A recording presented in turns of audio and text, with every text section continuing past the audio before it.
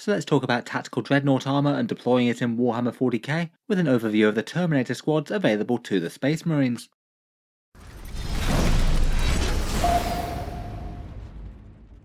Hello and welcome back to Auspex Tactics, where today we're talking Terminators, and in this video I thought we'd do a focus review of their datasheet with the Space Marine Index in 40k 10th edition. I think there's definitely a lot of people interested to put some tactical dreadnought armor on the tabletop, and some big and chunky new models from the Leviathan box have certainly helped with that. In the video, let's talk briefly about the models, then go on to look through the datasheet and their special rules, any obvious ways to buff the units, and how I'd be most tempted to use them on the tabletop. Space Marine Terminators are about some of the most iconic Warhammer 40k models to the setting, big and tough superhumans in Relic exo armor. The art of crafting it has been lost to vast swathes of the galaxy, and the suits are some of the most prized possessions of many Space Marine chapters. Classically, Terminators are armed with a Stormbolter and Power Fist, though plenty do have more exotic war gear such as Chain Fist or Thunderhammer and Storm Shield. Typically, the suits are only allowed to be worn by the chapter's most elite veterans, and they'll normally be deployed into the thick of the fighting, often teleporting into battle and putting their armoured might to good use at close quarters, particularly good in boarding actions and spaceship breaching parties. The new Terminator models are perhaps Games Workshop's flagship miniatures out of 10th edition Warhammer 40k. Really quite a nice redesign with bigger, chunkier marines to fit in with the new upscale Primaris Space Marines. Generally the miniatures have gone down really quite well, really hefty models that represent the sheer size and weight of Terminator armour on the battlefield, and they've got some big durability stats to go with that. Currently the new Terminators are only available from this monobo set of 5 models, though it does seem pretty certain that Games Workshop are going to do a multi-part plastic kit, adding back in options like the Cyclone missile launcher, and I'd strongly suspect that they might be doing the same for the Terminator Assault Squad as well. The squad comes with an assault cannon and a teleport homer that made an appearance in that Leviathan intro animation that they did, and they are kind of interesting in that they're made to represent both Primaris and Firstborn models, all wearing the same armour. A bit of a rarity in Warhammer 40k, as almost all the rest of the models have been split one way or the other. In game, if we talk about their rules, let's start with the standard Terminator squad first. These guys are 205 points or 410 for either a unit of 5 or 10 of them, and these guys are big and chunky, slow moving armoured elites, slanted a bit more to durability over damage, though they can still pack a punch, particularly when massed up in melee. As one of the Space Marine infantry squads that can get to the biggest size and be the most points intensive, they tend to be really quite a good target for things like buffs and stratagems, or leader units joining them. The models move 5 inches, though they can deep strike to get them into battle. That could have them turning up turn 2 and making a risky 9-inch charge against the enemy, though I think that with the sheer value that you could have in a Terminator unit, they're quite a good target for rapid ingress. Spend a command point and drop anywhere that's just outside of 9 inches of enemy units, somewhere that they're not going to be able to easily take down a good chunk of the squad, and then in your turn move up their 5 inches, shoot and charge. To help with that, they also come with a teleport homer as well, which you can set up on the battlefield at the start of the game. If your squad chooses to arrive within 3 inches of that teleport homer, and provided it's greater than 9 inches away from the enemy, you can use that rapid ingress stratagem for 0 CP, giving you a threatening point that the Terminators could appear at, and your opponent needs to either stay away from or perhaps screen to make sure that they can't drop on it. Quite a nice thing to have if it gives you the option to use rapid ingress for free, but it could also just be good to mess with opponents' movement as well. Finally, for their basic rules, they are only objective control 1, definitely a bit better at clearing enemy units and surviving on objectives as opposed to holding them against hordes of objective control battle line things. So unless they can actually wipe out entire units of troops, they are going to struggle to take points off them on an objective control basis. The standout strength of the Terminators is their sheer toughness now. They've got at least a fairly similar points cost to how they had in 9th edition, not jumped up too much, but their durability stats have got way better. They've still got the same 2+ armor save and 3 wounds apiece, but they now have toughness 5 and a 4+ invulnerable save as well. The former really helping out against small arms a fair bit. Strength 4 bolters just aren't going to do very much to these, and the latter helping out quite a bit against big, high AP anti-tank weapons like melters perhaps. Really quite good, seeing as most of the time the best way to kill Terminators is to focus anti-tank weapons on them. The 2+ save is particularly nice in 10th edition as well, when cover's really quite easy to obtain, plus the AP of weapons often dropped a bit. A lot of the time things that are either AP-1 or AP-2 aren't going to have a whole ton of effects. Perhaps one of the best ways to kill them might be mortal wounds or mass damage 3 attacks with AP 2 or 3. Some things definitely do kill them pretty efficiently, but in general they're fairly good value for their toughness, I think. Next up, we've got their ranged weapons. The majority of the Terminators fight with the Storm Bolters, 2 shots at 24 inches and 4 shots at 12 inches due to rapid fire, a little bit of small arm shooting that can chew through some enemy hordes as they close in. Just might want to think twice about shooting down enemy units that are going to be easy to charge. You don't necessarily want to shoot down enough models that you're going to make your charge range a lot longer and you might not get in. Otherwise, per every 5 models in the squad, you get 1 heavy weapon as well, either an assault cannon, heavy flamer, or a cyclone missile launcher, and the general consensus seems to be that the cyclone missile launcher is the single most valuable out of those 3, at least in the world of 10th edition where war gear doesn't cost points. The other 2 are kind of fine, I think. The assault cannon's nice with its devastating wounds, quite a strong all-rounder that's best against infantry, and really quite nice with Oath of Moment as well, where you could fish for mortals if that makes sense. The Flamer could help you out during Overwatch potentially, though not quite as good as entire squads of Flamers like Infernus Marines, but I do think that overall the Cyclone missile launchers do seem like the best all-rounders, 2 fairly powerful medium-strength anti-tank shots with damage d6, or swapping to a big blast profile with 2d6 strength 4 hits. That profile also allows you to keep your Storm Bolter on top of that as well, which is just added value. It does seem like the strongest choice for the unit. Games Workshop just need to get on and actually release the full plastic kit for these guys so they get one back again. Then in combat, the Sergeant of the Terminator Squad still gets the perhaps slightly underwhelming power weapon, 4 attacks at strength 5, AP 2 and damage 1. The rest of the squad either picking up power fists or chain fists. The power fists get 3 attacks hitting on a 3 at strength 8, AP 2 and damage 2, and the chain fists have 3 attacks hitting on a 4, but get some anti-vehicle 3+ to outweigh that penalty. Here's a small breakdown of their melee damage against each other. Obviously the Power Fist is just going to flat out compete the Chain Fist against anything that's not a vehicle. Around about 1.7 wounds on average to termagants per model versus 1.3, or 2.2 wounds on intercessors versus 1.7 from the Chain Fist. Against vehicles, of course, it's the other way around.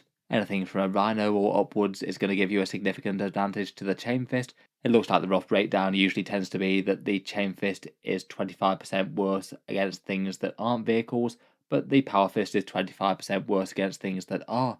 For that reason, I'd say that probably the Power Fist might be the better choice overall. Slightly more likely to be tangling with non-vehicles, and Chain Fists don't help for the armies that have monsters instead, like Tyranids. I guess you could try and do somewhat clever things and have a mix of both in the squad, and then just take casualties on the one that matters least, though to be honest that might be kind of overthinking it a bit. In any case, the power weapon really is quite underwhelming. Even against things like termagants, it's not really significantly ahead compared with the power fist. It kind of means that the poor sergeant in the squad probably is the one that should get removed as a casualty first, as his damage output is just a bit less good. Finally, the Terminators have their special rule, Fury of the First. This one's a rule that gives you some immunity against modifiers, and also a damage buff with Oath of Moment. The ignores modifiers bit is kind of nice. If your opponent had something to make your weapon skill or ballistic skill worse, or say stealth to modify your hit roll at range, you'll still be hitting on your normal 3+, which is pretty nice. Good to have a little bit of reliability there against certain enemy debuffs, though its default status is not really doing anything if your opponent doesn't have something that does one of those things. The +1 to hit with Oath of Moment is kind of cool as well.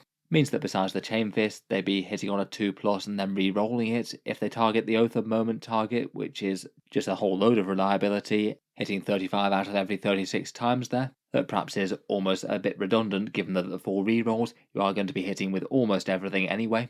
I think typically bar the Chain Fist is usually equate to around about a 9% damage buff, which I guess isn't nothing considering that you're already quite good against the Oath of Moment target to start with.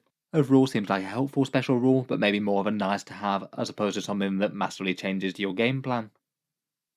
Of course, in Codex Space Marines, there's another couple of Terminator squads on the go, both the Terminator Assault Squad and the Relic Terminators. The Terminator Assault Squad is either 200 points for 5 of them or 400 points per 10. These guys get either 5 attacks re-rolling the wounds with their twin lightning claws, or Thunderhammers for 3 attacks, hitting on a 4+ with strength 8 and devastating wounds. And if you take the Thunderhammer loadout, then you get the Storm Shield as well, which increases the wound count of the Terminators to 4.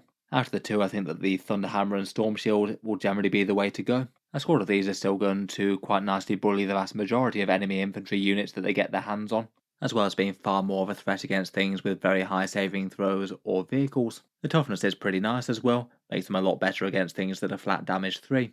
They still get the teleport homer, so can potentially have 0 CP rapid ingress occasionally. Whether or not you actually get it for 0 CP still seems very nice to be able to deliver them to melee. Come down just outside of 9 inches, next to something that isn't really going to be able to clear them at range, and then move forward and hit them hard in combat next turn. Otherwise, they trade Fury of the First for a Battle Shock rule when they charge. I feel like that's perhaps a bit of a downgrade from the regular Terminators to these guys. I guess perhaps the main trade-off is the ranged guns versus devastating wounds on the Thunderhammers, plus the extra durability that the Storm Shields bring. Finally, the third Terminator datasheet is the Relic Terminators, 200 points for 5 or 400 for 10. They feel very similar to the standard Terminator Squad, but just with some alternative war gear, swapping out some of their ranged and melee weapons. The Sergeant can take either a Plasma Blaster or a Volkite Charger. I'd say probably the Plasma Blaster is the superior of the two, though it could risk some hazardous wounds on the Sergeant, which isn't ideal. And the Sergeant can actually take either a Power Fist or Chain Fist, so that's another small advantage over the standard squad there. Then beyond that, 1 out of 5 of them can take either a Reaper Autocannon or a Heavy Flamer. I'd probably go for the Reaper Autocannon out of the two. I think it is a little bit superior to the Assault Cannon that the Terminators can get, getting AP-1 and Strength 7, and while it only gets 4 shots, the sustained hits make up for that a good deal. One of them can take a Grenade Harness as well, to use that stratagem if you'd want to, though that one feels like a little bit niche and is accessible to quite a lot of the army. Finally, for their special rules, they do get Fury of the First, but not the Teleport Homer. Overall, I'd say that the Relic Terminators seem at least fairly well balanced with the standard ones. A few advantages including being a little bit cheaper, plus better weapons on the Sergeant. Perhaps the biggest trade-off though is passing up on something like a Cyclone missile launcher hidden within the unit. I think that's quite a big advantage for the regular flavour of Terminators. In any case though, there's not a huge amount between them in my opinion.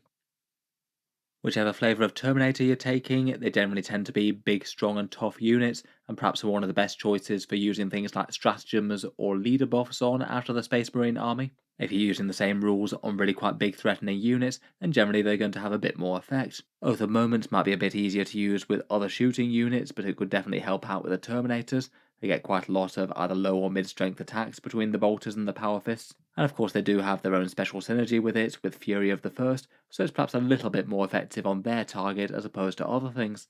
If they're in the Gladius task force, they get to use the combat doctrines, and they can potentially flex between these for one command point, again could be worth it on such a huge unit. Devastator Doctrine seems like quite a nice one for early in the game. They get to advance and shoot while getting closer to the enemy with their melee, quite nice not to have to compromise between the two there. Tactical Doctrine could allow them to fall back, shoot and charge, again certainly something that they can get really good value out of between their shooting power plus getting the fights first from charging again. And the Assault Doctrine could be handy enough if you really need to make a long charge, and that's more important than shooting things. Otherwise the Gladius does have fairly good stratagem support as well. Squad tactics for a reactive movement to the enemy could be really quite big on such a powerful unit.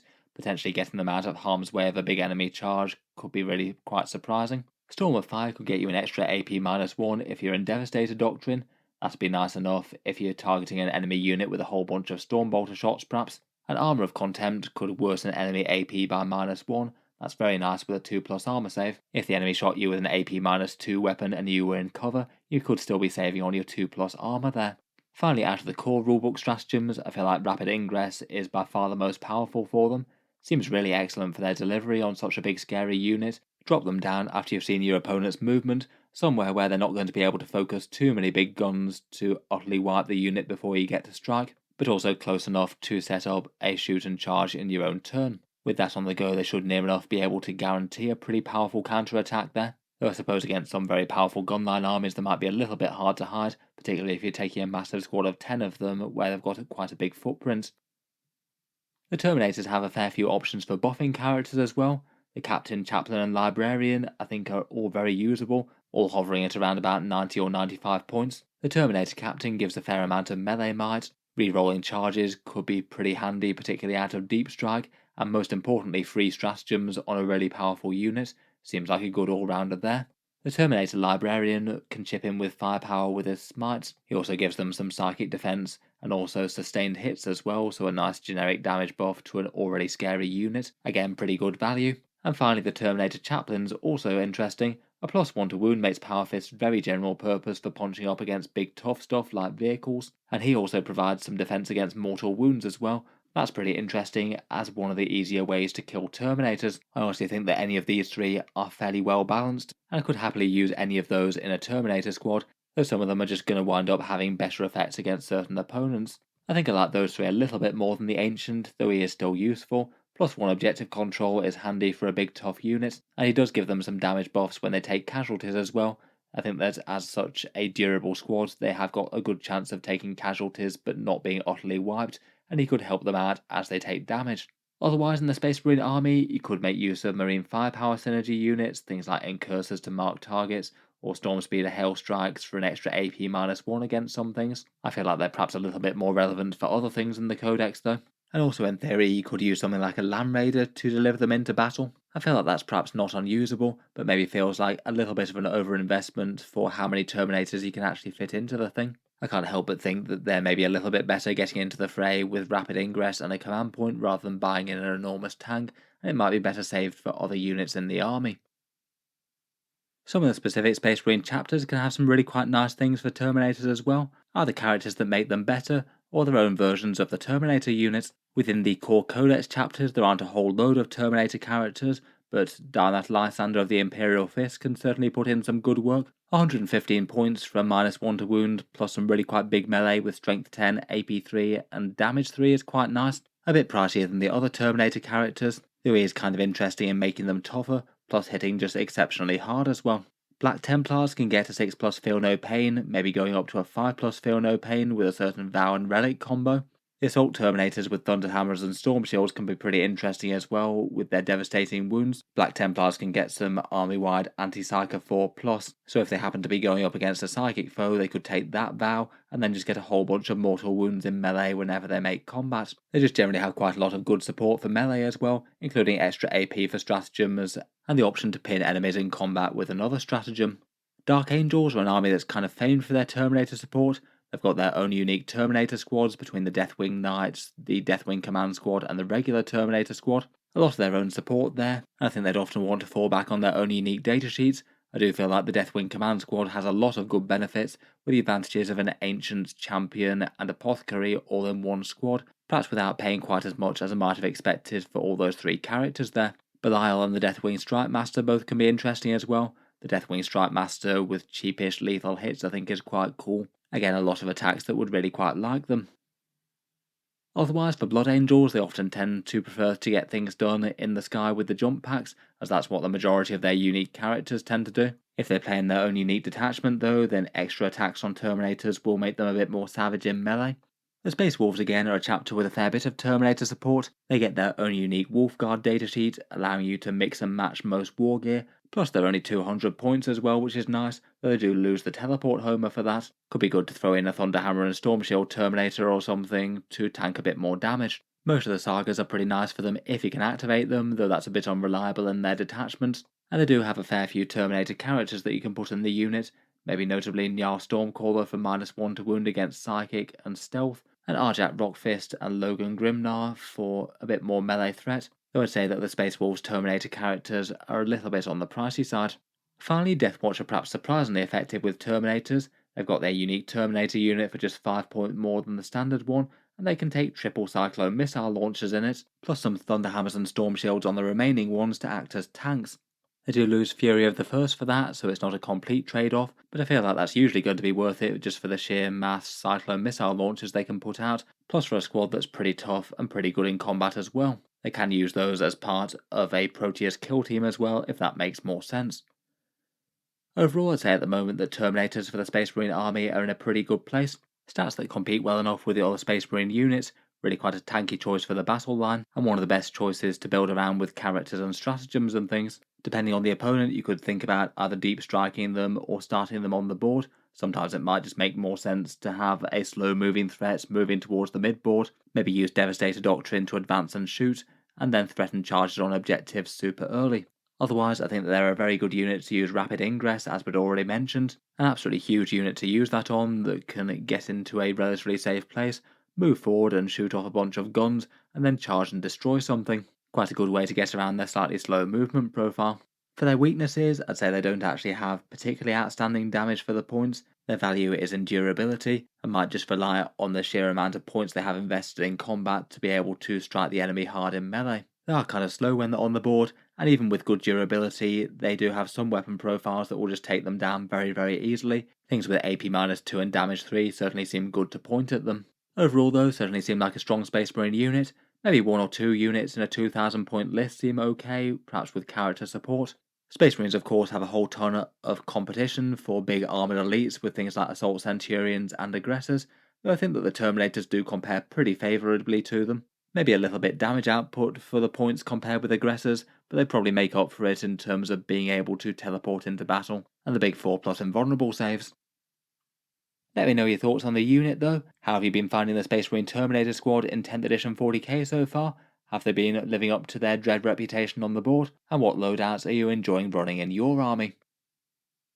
If you've enjoyed the video, then feel free to subscribe to Auspex Tactics, or I'll certainly keep the regular 40k videos coming. I do tend to post new ones just about every day. Finally, if you have been enjoying all the videos on the channel, I would just like to mention that Auspex Tactics does have a Patreon page too, and you can find that one linked in the video description if you'd like to help support and keep these videos coming as regularly as they do. Channel patrons do get a fair few advantages, seeing certain videos early, regular votes to see what sort of things come next on the channel, and automatic entry into the regular prize giveaways with a chance to win some big model kits each month. If any of that sounds good to you or you'd just like to help support, the link is down in the video description. In any case, a massive thank you for listening, and I'll hope to see you guys next time.